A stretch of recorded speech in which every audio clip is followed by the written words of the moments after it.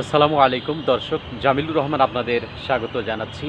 Bangladesh cricket দল ঈদের ছুটিতে গেল ঈদের আনন্দ নিয়ে। ব্যাপারটা কেমন? ঠিক বলেছি। কারণ বাংলাদেশ দল পাকিস্তানের বিপক্ষে ৩ ম্যাচ ওয়ানডে সিরিজের ফাইনাল ওয়ানডে ম্যাচে, রুদ্ধশ্বাস ম্যাচে যেভাবে জয়লাভ করলো ১১ রানে, তা সত্যিই যেন ঈদের আনন্দকে ছাড়িয়ে যাচ্ছে।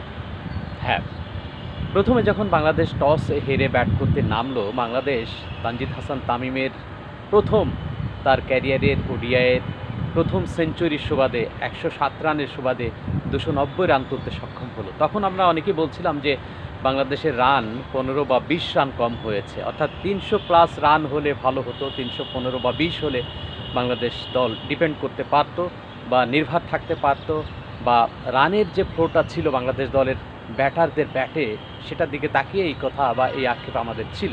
কিন্তু দিন শেষে বাংলাদেশ যে ১১ রান বেশি করে ফেলেছিল তা কিন্তু প্রমাণ করেছে। কারণ পাকিস্তান দলের বিপক্ষে বাংলাদেশ ১১ রানে জয়লাভ করেছে। দুর্দান্ত একটা জয়। ২৮৯ রানেই থেমে যেতে হয়েছে পাকিস্তান দলকে। বাংলাদেশ ২৯০ রান করেছিল, অর্থাৎ ১১ রানের জয়। দুর্দান্ত সেঞ্চুরি। তানজিদ হাসান তামিম তার ক্যারিয়ারে ৩১তম ওয়ানডে ম্যাচে এসে সেঞ্চুরি পেলেন, এবং তানজিদের যে অপবাদ ছিল তিনি প্রেশার ম্যাচে, বড় ম্যাচে তিনি পারফর্ম করতে পারেন না, সেই অপবাদ তিনি ঘুচিয়েছেন। দুর্দান্ত একটা জয়। তাহিদ হৃদয় ভালো ব্যাট করেছেন শেষ দিকে এসে। সাইফ হাসান দিনই শুরুটা করেছিলেন তানজিদ হাসান তামিমের সঙ্গে। দুর্দান্ত একটা ফ্লাইং স্টার্ট বা গুড স্টার্ট করতে সক্ষম হয়েছিল।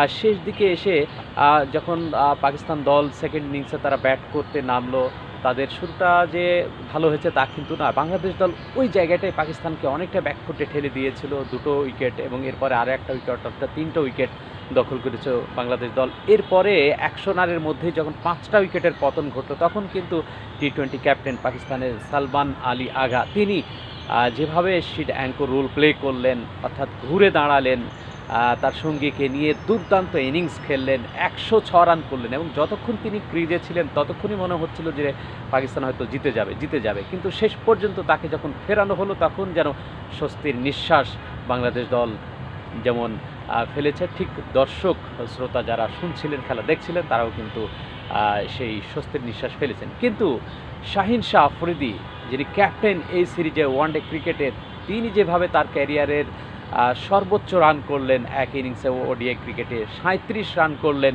তার দিকে যেন তাকিয়েছিলেন, এবং বড় শট খেলতে তিনি অভ্যস্ত। সেই জায়গায় একটা ভয় কিন্তু ছিল, কিন্তু শেষ ভয়টা এসে যখন সমীকরণটা দাঁড়ালো, শেষ ওভারে ৬ বলে ১৪ রান রিশাদ হোসেনের হাতে বল তুলে দেওয়া হয়েছে। আগের ওভারগুলোতে যিনি এক্সপেন্সিভ ছিলেন, কোনো উইকেট পাচ্ছিলেন না, ৫৪ রান খরচ করে ফেলেছিলেন, সেই জায়গায় তার হাতে কেন বল তুলে দেওয়া হলো, এ ধরনের নানার শঙ্কা কিন্তু আমাদের মনে ছিল। কিন্তু রিশাদ তিনি প্রমাণ করলেন যে না, তিনিও প্রেশার প্রেশার রিলিজ করতে জানেন, এবং কীভাবে প্রেশার হ্যান্ডেল করতে হয় সেটাও কিন্তু তিনি জানেন। দুর্দান্তভাবে শেষ পঞ্চম বলটাতে যেভাবে দেখুন লেগ স্টাম্পের ওপর ঝুলিয়ে দেওয়া বলটাতে যেমন বাংলাদেশ রিভিউ নিয়ে ওয়াইড পেয়েছে, একটা ডট বল গেছে, তাহলে এক বলে সমীকরণটা দাঁড়ালো হচ্ছে ১২, এবং শেষ বলে কিন্তু আউট হয়ে গেছেন শাহিন শাহ আফ্রিদি। দুর্দান্ত ব্যাক টু ব্যাক পাকিস্তানের বিপক্ষে ওয়ানডে সিরিজ জয়। এর আগে ২০১৫ সালে ঘরের মাঠে পাকিস্তানকে বাংলাদেশ দল হোয়াইট ওয়াশ করেছিল ৩ ম্যাচ ওয়ানডে সিরিজের। এবার বাংলাদেশ ২-১ সিরিজ জয়লাভ করলো, এবং বাংলাদেশ এই সিরিজ জয়লাভ করে বাংলাদেশ ওয়ানডে র্যাঙ্কিংয়ের ১০ম স্থান থেকে ৯ম স্থানে উঠে এসেছে।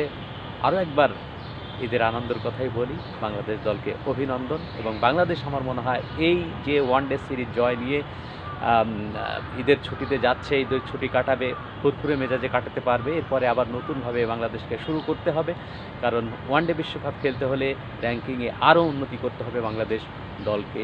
দর্শক, ভিডিওটি কেমন লাগলো? ভালো লাগলে অবশ্যই লাইক, কমেন্ট, শেয়ার করে অন্যজনকে দেখার সুযোগ করে দিবেন। এতক্ষণ সাথে থাকার জন্য ধন্যবাদ।